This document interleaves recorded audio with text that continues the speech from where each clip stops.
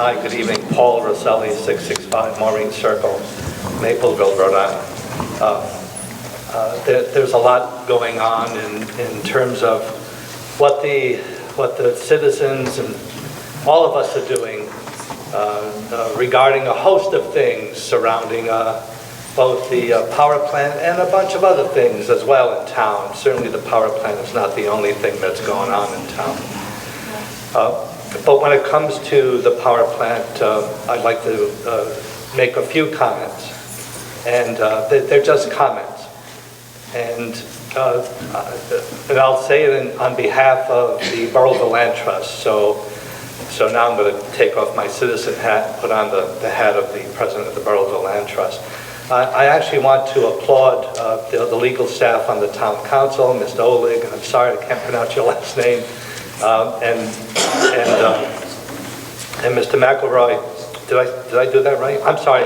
Yeah, I did. I've noticed that the data set questions are getting more detailed, more involved.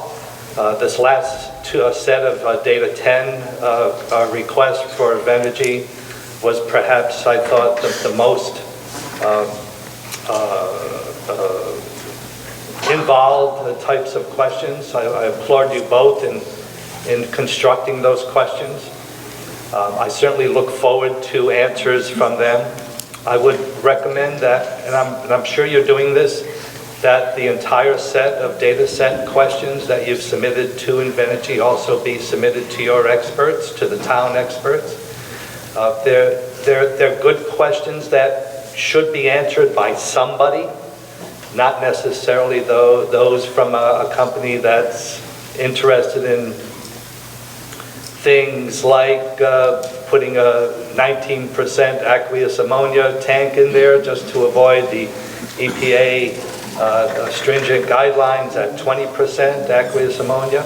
It might be a good idea to take the entire set of questions and put them to somebody, your experts, even yourselves, to try to find out some of those answers.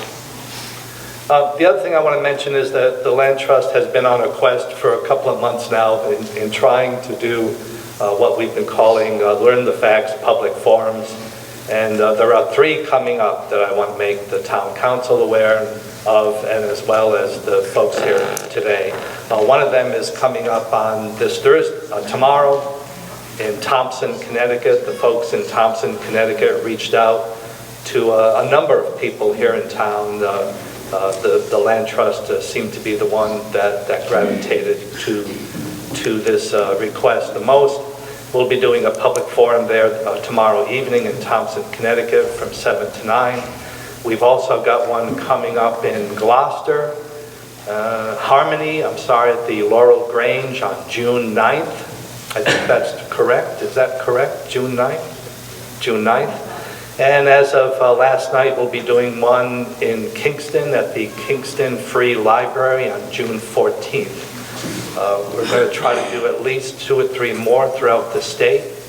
The idea here is to take the information from the application and expound on it a little bit as best we can in terms of the information that we too have gathered through some of our experts and some of the testimony that's been coming from the people and the good citizens like us all in the town of Burrillville. In closing, I want to say that the town council, I think, is doing their job and they're in the right position at this point. I would strongly urge the legal counsel to continue hitting home those detailed questions. Delve into some of the reactions that you've seen and some of the information that's been coming out of some of the citizens some of us who have delved deeper into the topic matter, who have taken on part-time jobs and take some of that testimony. I would also urge you to ask the EFSB coordinator, Todd Bianco, to post all of that written testimony. Very, very little of it has been posted on the EFSB website. Part of the public hearings to the EFSB is to make sure that that testimony is somehow, is not somehow, but is placed on the website. To date, there is very little of it from the 2 public hearings that I've, 3 that have been in town, that there's very little of it on the website. So please try to ask Mr. Bianco and urge the EFSB board to post that information. I know it's hundreds of documents. The last time I checked, there's at least 200 documents there, public comment. There's at least 200 more. It does take an enormous amount of time. That gentleman I know is doing his job as best he can. He is overwhelmed by this, as we all are.